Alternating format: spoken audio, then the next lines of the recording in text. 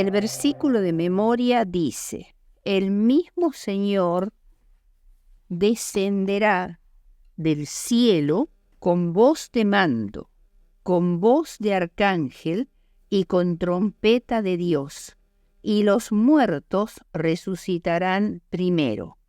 Luego nosotros, los que estemos vivos, los que hayamos quedado, seremos arrebatados junto con ellos en las nubes, a recibir al Señor en el aire. ¿Qué es el espiritismo? El espiritismo se originó con la primera mentira de Satanás a Eva: no moriréis, en Génesis 3:4. Sus palabras fueron el primer sermón sobre la inmortalidad del alma. En la actualidad, a través de todo el mundo, religiones de todas clases fatuamente repiten este error. Para muchos, la sentencia divina de el alma que pecare, esa morirá, que está en Ezequiel 18:20, ha sido invertida para decir que el alma, aunque pecare, vivirá eternamente. Esta doctrina errónea de la inmortalidad natural ha llevado a creer en el estado consciente de los muertos. Estas posiciones contradicen directamente la enseñanza bíblica sobre este tema. Fueron incorporadas en la fe cristiana provenientes de la filosofía pagana, particularmente de Platón, y llegaron a ser dominantes entre la cristiandad hasta hoy. El espiritismo tiene estas dos afirmaciones de la inmortalidad del alma y del estado consciente de los muertos como su fundamento, y le ha agregado la idea de que si los muertos están vivos y en la presencia de Dios, ¿por qué no pueden volver a la tierra como espíritus activos? Y si pueden hacerlo, ¿por qué no tratar de comunicarse con ellos y recibir su consejo e instrucción para evitar el infortunio o recibir consuelo en la tristeza? Al promover esta línea de razonamiento, Satanás y sus ángeles han establecido un medio de comunicación por el cual pueden llevar a cabo sus engaños. Usando las sesiones espiritistas, se disfrazan de seres queridos ya fallecidos y supuestamente dan consuelo y seguridad a los deudos. A veces predicen sucesos futuros, los cuales, cuando se cumplen, fortalecen su convicción, y también proclaman peligrosas herejías que contradicen a la Biblia. Habiendo quitado las barreras contra el mal, Satanás tiene libertad de apartar a la gente de Dios y llevarlas a una segura destrucción. La Biblia expone claramente su falsedad y prohíbe firmemente cualquier intento de comunicarse con los muertos, pues en realidad están comunicándose con espíritus de demonios. Isaías muy bien dice: y si os dijeren, preguntad a los encantadores y a los adivinos que susurran hablando, responded: ¿no consultará el pueblo a su Dios? ¿Consultará a los muertos por los vivos? A la ley y al testimonio. Si no dijeren conforme a esto, es porque no les ha amanecido. Isaías 8, 19 y 20. El primer punto que vamos a examinar es ¿qué es lo que dice la Biblia sobre la muerte? En primer lugar, el patriarca Job, después de perder sus posesiones, su familia y su salud, anhelaba la muerte. ¿Qué entendía él que la muerte le traería? El texto dice, ¿por qué no morí yo en la matriz? ¿Por qué no expiré al salir del vientre? ¿Por qué me recibieron las rodillas y unos pechos me dieron de mamar? Ahora yo estaría muerto y reposaría, dormiría y tendría descanso junto a los reyes y consejeros de la tierra. ¿Por qué no fui ocultado como un aborto, como los niños que nunca vieron la luz? Allí dejan de perturbar los malvados y allí descansan los que perdieron sus fuerzas. Allí reposan también los cautivos, ya no oyen la voz del capataz. Allí están chicos y grandes, el esclavo libre ya de su amo. Job 3, 11 al 19. ¿Suena esto como si Job imaginara la muerte como un estado consciente o como un sueño, un descanso?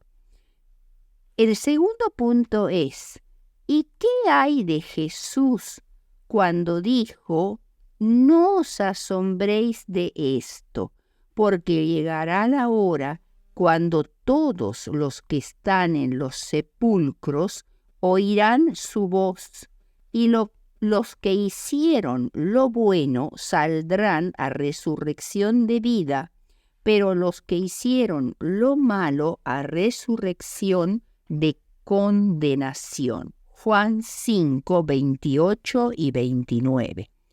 ¿Están los muertos aquí, dormidos en la tumba hasta la resurrección, o se encuentran en el cielo o en el infierno? El tercer punto es, muchos de los que duermen en el polvo de la tierra serán despertados, unos para vida eterna y otros para confusión perpetua. Esto dice Daniel 12, 2, y está respondiendo la pregunta, ¿están los muertos dormidos en la tumba hasta la resurrección o se encuentran en el cielo o en el infierno? Daniel dice, muchos de los que duermen en el polvo de la tierra serán despertados para vida eterna y otros para vergüenza y confusión perpetua. O sea, los muertos no están ni en el cielo ni en el infierno, sino están dormidos, es decir, en un estado de inconsciencia total. No quiere decir que sea igual que el sueño, es una comparación nada más, y serán despertados recién en el momento en que Jesús, en su segunda venida, los llame para ser resucitados. Si los muertos recibieron su recompensa o su castigo tan pronto murieron, ¿de qué está hablando este versículo? Y este otro, porque en la muerte no hay memoria de ti. En el Seol, ¿quién te alabará? Salmo 6:5. ¿Están los muertos en la dicha del cielo alabando a Dios o en el tormento del infierno quejándose y llorando? ¿O duermen en sus tumbas? En la muerte no hay memoria. El quinto texto dice, y si Cristo no resucitó, nuestra fe es vana, y aún estáis en vuestros pecados. Entonces, también los que durmieron en Cristo están perdidos.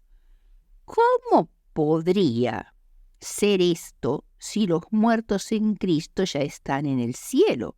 Este texto está en 1 Corintios 15, 17 y 18. El sexto punto dice, otra vez Jesús, hablando específicamente de su segunda venida, dice, vengo pronto y mi galardón conmigo para recompensar a cada uno según su obra. Apocalipsis 22, 12. ¿No era que los muertos fieles a Él, nada más que morir, ya están volando hacia el cielo para recibir su recompensa? Eso no es lo que afirma Jesús. La recompensa viene con Él cuando Él regrese por segunda vez a la tierra. El séptimo punto, sale su aliento y vuelven a la tierra. En ese mismo día perecen sus pensamientos. Salmo 146, 4. Y no alabarán los muertos allá, que es una forma de expresar el nombre de Dios, ni cuantos descienden al silencio. Salmo 115, 17. Y porque los que viven saben que han de morir, pero los muertos nada saben. Eclesiastés 9:5. Pero ¿qué decir de los textos bíblicos que parecen enseñar que hay recompensa o castigo inmediatos a la muerte? El más comúnmente citado para apuntalar el argumento de que los justos salen inmediatamente camino del cielo al morir se encuentra en el relato de Lucas acerca de la crucifixión de Cristo junto a los dos ladrones. Y dice así, uno de los malhechores colgados le insultaba, ¿no eres tú el Cristo? Pues sálvate a ti y a nosotros. Pero el otro le respondió diciendo, ¿es que no temes a Dios, tú que sufres la misma condena? Y nosotros con razón, porque nos lo hemos merecido con nuestros hechos. En cambio, éste nada malo ha hecho. Y decía, Jesús, acuérdate de mí cuando vengas en tu reino. Jesús le dijo, yo te aseguro, hoy estarás conmigo en el paraíso. Lucas 23, 39. Estoy leyéndolo así porque el texto dice, yo te aseguro, hoy estarás conmigo en el paraíso. Pero ¿está Jesús realmente diciéndole al ladrón que estará con él en el paraíso el mismo día? Entonces, ¿qué hay de todos los otros pasajes que nítidamente enseñan algo diferente sobre la muerte? La respuesta está en la puntuación de la frase original de Jesús en los manuscritos griegos. Sucede que los manuscritos griegos están sin puntuación, porque los signos de puntuación fueron añadidos siglos más tarde. En el tiempo de Jesús, los manuscritos griegos no usaban ni punto, ni coma, ni dos puntos, ni ningún signo de puntuación. Entonces, esta versión de la Biblia, y algunas otras también, la mayoría, pone el signo de los 2 puntos después que Jesús dice, yo te aseguro hoy, 2 estarás conmigo en el paraíso. Entonces quiere decir que el delincuente estaría en el paraíso con Jesús ese mismo día viernes. Jesús no estaba anunciándole al ladrón dónde estaría éste inmediatamente después de la muerte, Y si el signo de los 2 puntos o aún una coma estuvieran allí, entonces diría, yo te aseguro hoy, 2 puntos o coma, estarás conmigo en el paraíso. Y el significado cambia completamente, ya que significa que el ladrón moribundo en ese momento, hoy, el día viernes, tendría un lugar en el reino de Cristo. Le está dando la seguridad de la salvación hoy porque necesita tenerla porque pronto estará muerto. Entendido así el texto, encaja a la perfección con los citados anteriormente. O sea, el signo de puntuación es el que nos hace pensar que Jesús está refiriendo al hoy, al viernes, pero en realidad lo que Jesús está diciendo, hoy viernes te estoy dando la promesa de la salvación. Estarás en el cielo conmigo, pero eso será cuando yo venga por segunda vez. Además, ni Jesús mismo estaría en el paraíso ese viernes, ya que Él murió, también murieron los 2 ladrones, y Él murió y estuvo en la tumba el sábado y resucitó recién el domingo por la mañana, e incluso cuando María apareció el domingo a la mañana le dijo, no me toques, porque aún no he subido a mi Padre, pero ve a mis hermanos y diles, subo a mi Padre y a nuestro Padre, a mi Dios y a nuestro Dios. Juan 20:17. Jesús, al igual que el ladrón, descansó en la tumba el sábado. El domingo Jesús resucitó de los muertos. Jesús y el ladrón no estuvieron juntos en el paraíso el sábado ni ningún día posterior. El ladrón aún está esperando que Jesús venga en su segunda venida y lo resucite y lo lleve con él como lo prometió. Otro texto problemático es el de Pablo en 2 de Corintios 1:10. Así que vivimos confiados siempre y sabiendo que entre tanto que estamos en el cuerpo, estamos ausentes del Señor, porque por fe andamos, no por vista. Pero estamos confiados y más aún queremos estar ausentes del cuerpo y presentes al Señor. Por tanto, procuremos también, o ausentes o presentes, serle agradable, porque es necesario que todos nosotros comparezcamos ante el tribunal de Cristo. 2 de Corintios 5, 1-10. El tema aquí es sencillo.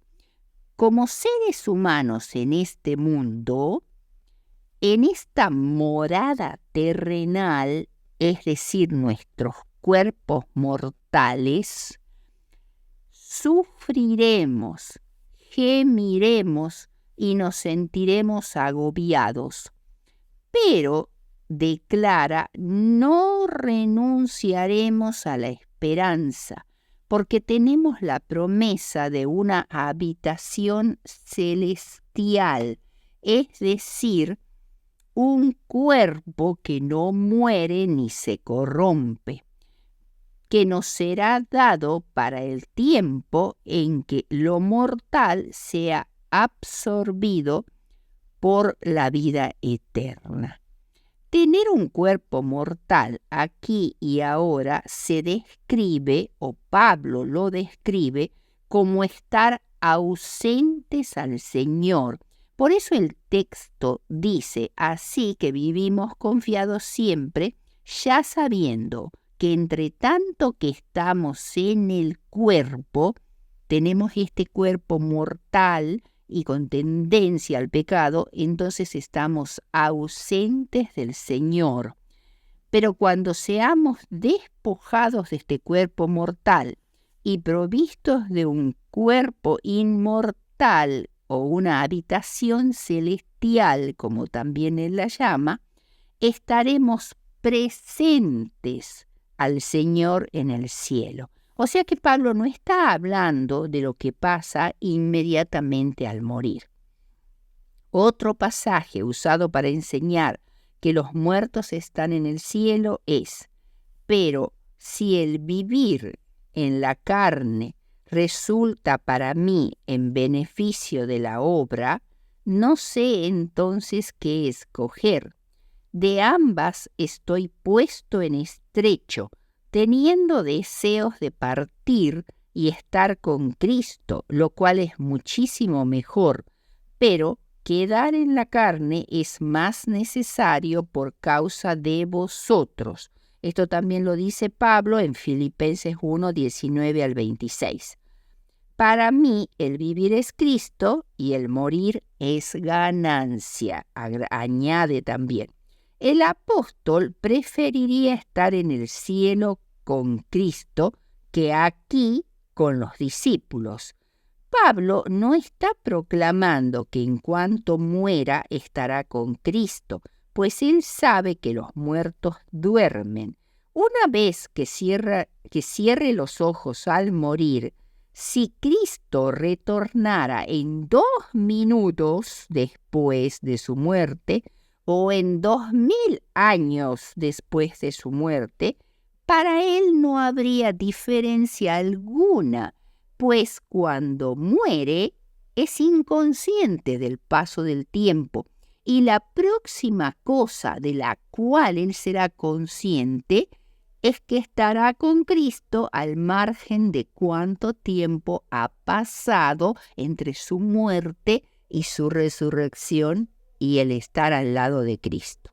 El segundo punto que vamos a tocar es el espiritismo en el tiempo final. En el pasado, las manifestaciones del espiritismo estaban confinadas al ámbito del ocultismo, pero más recientemente han tomado una apariencia cristiana, entre comillas, para poder engañar al mundo cristiano.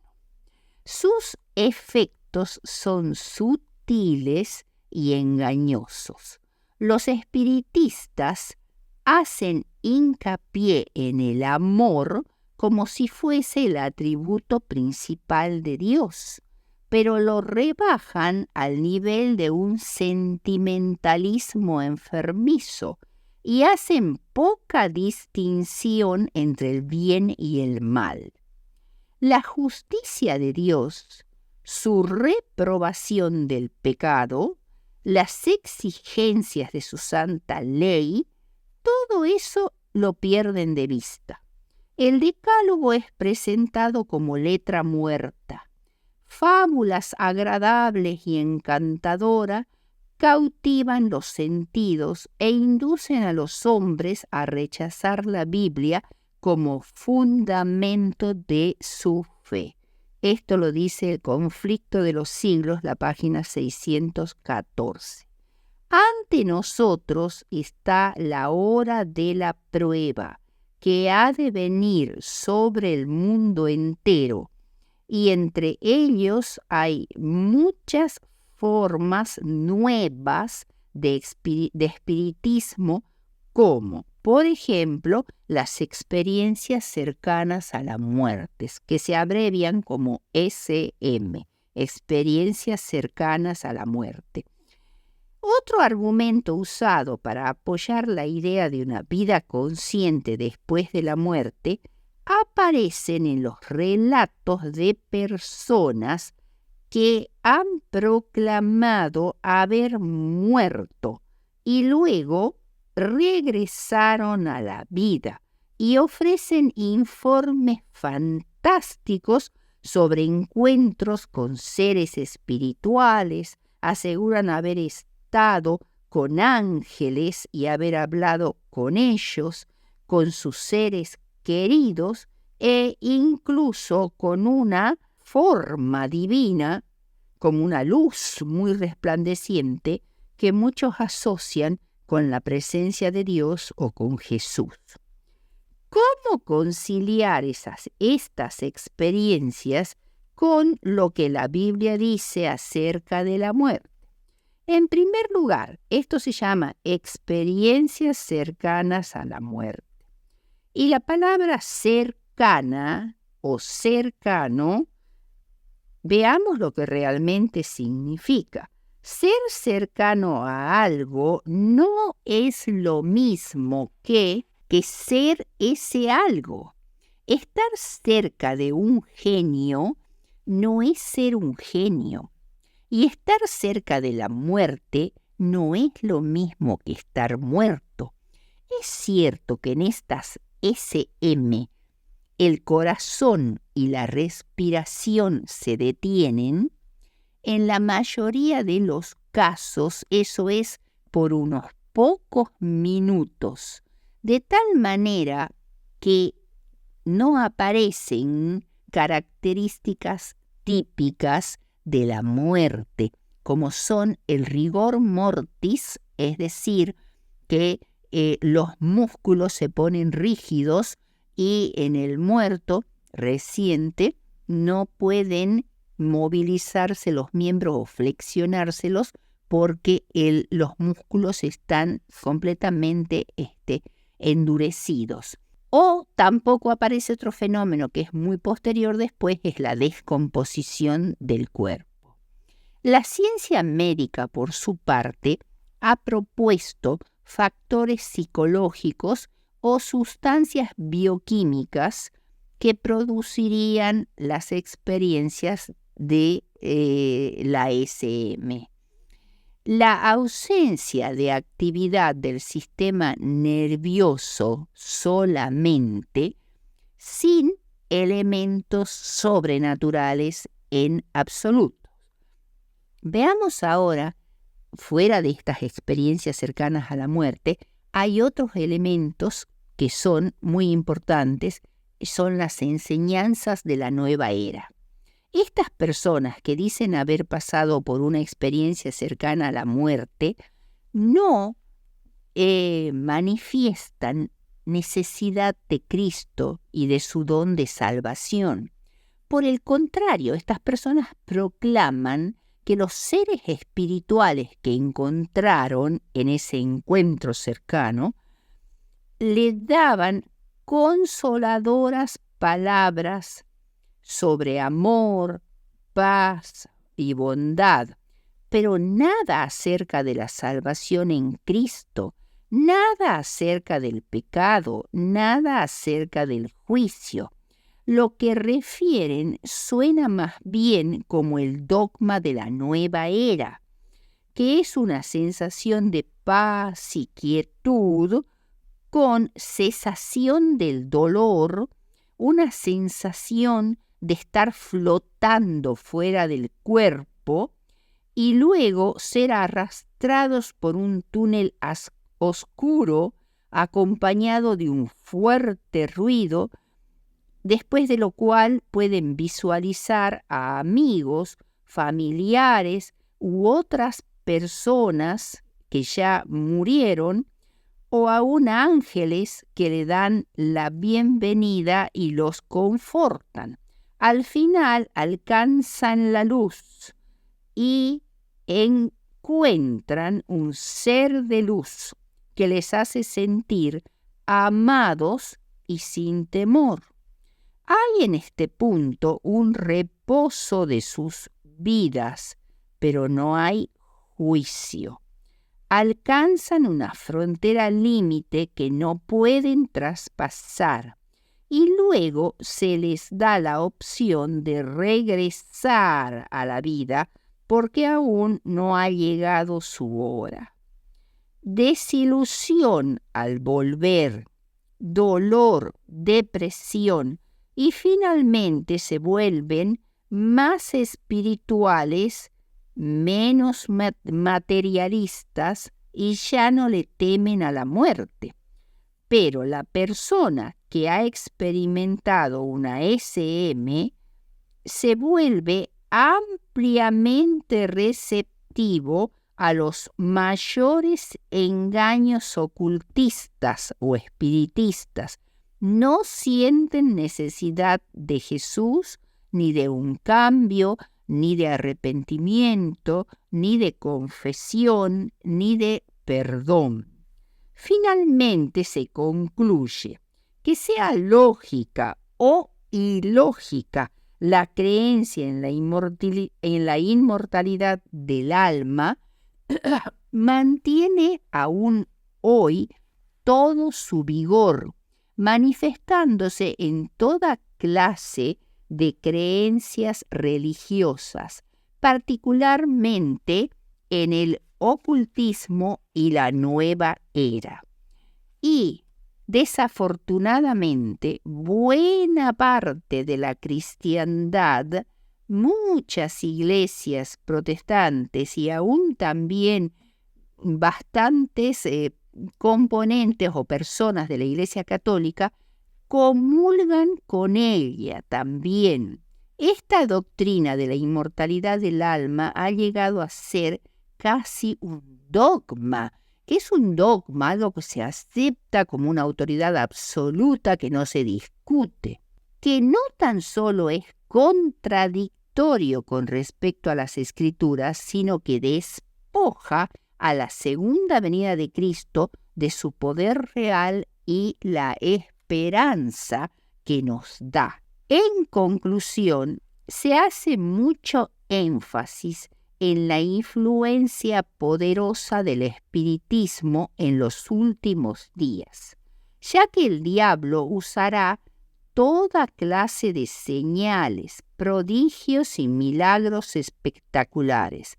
Y lo más importante es que realizan estas señales o milagros apelando al lado afectivo de los seres humanos, a sus emociones, más que a su capacidad de discriminar, la capacidad de pensar y de comprender y poder discernir la verdad separándola del error.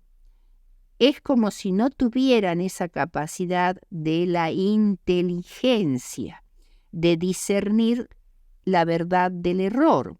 El espiritismo tomará cautivo prácticamente a todo el mundo, y eso también pasará porque las Sagradas Escrituras son muy poco conocidas en el mundo. Satanás seduce hoy día a los hombres como sedujo a Eva en el Edén, lisonjeándolos, es decir, dándoles elogios, diciéndole qué hermoso eres, qué inteligente, cuántos logros, etc., alentando en ellos el deseo de conocimientos prohibidos y despertando en ellos la ambición de exaltarse a sí mismos. Fue alimentando esos males como cayó él mismo, y por ellos trata de acarrear la ruina de los hombres.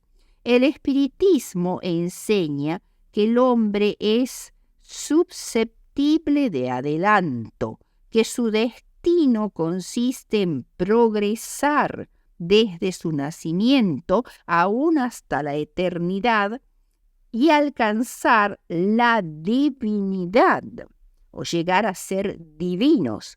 Además, que cada inteligencia se juzgará a sí misma y no será juzgada por otro. El juicio será justo porque será el juicio que uno haga de sí mismo. Vemos cómo contradice cada una de las doctrinas bíblicas de lo que enseña la palabra de Dios, que realmente es la voluntad de Dios. Todo ser justo y perfecto es Cristo. Vuelvo a leer esta porción de esta declaración del ocultismo y de la nueva era. Todo ser justo y perfecto es Cristo, o sea, es Dios. Así Satanás ha colocado la naturaleza pecadora del hombre, sujeto al error, como el único objeto de adoración, la única regla del juicio o modelo del carácter. carácter. En realidad, eso no es progreso, sino retroceso. En su forma actual, lejos de ser más tolerable el espiritismo, es más peligroso que lo fue en siglos pasados debido a la mayor sutileza del engaño. Ahora declara que acepta a Cristo y que también acepta la Biblia, pero su interpretación de ella está calculada para agradar al corazón no regenerado. El profeta Isaías describe el terrible engaño que seducirá a los impíos y los hará creerse al amparo de los juicios de Dios. Y dice así, dice que los impíos declaran lo siguiente: hemos hecho pacto con la muerte y con el infierno tenemos hecho convenio.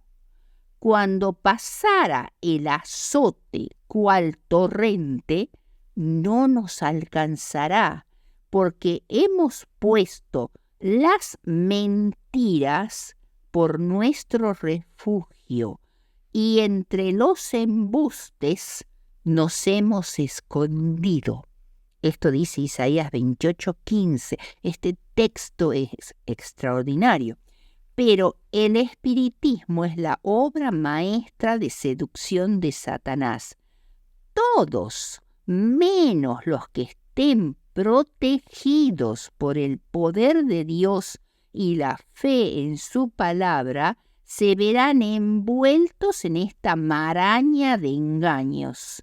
Se están dejando adormecer en una seguridad fatal y solo despertarán cuando la ira de Dios se derrame sobre la tierra en las 7 copas de su ira. Dios el Señor dice, esto contesta Isaías a lo que proclamaron los malvados.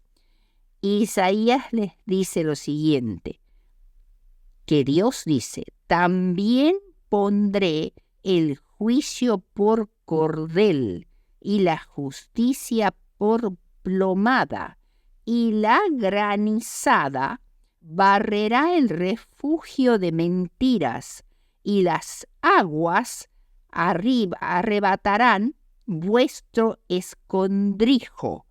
Asimismo, vuestro pacto con la muerte no quedará en pie, y vuestro convenio con el infierno tampoco. Cuando pasare el azote cual torrente, vosotros seréis hollados por este invasor.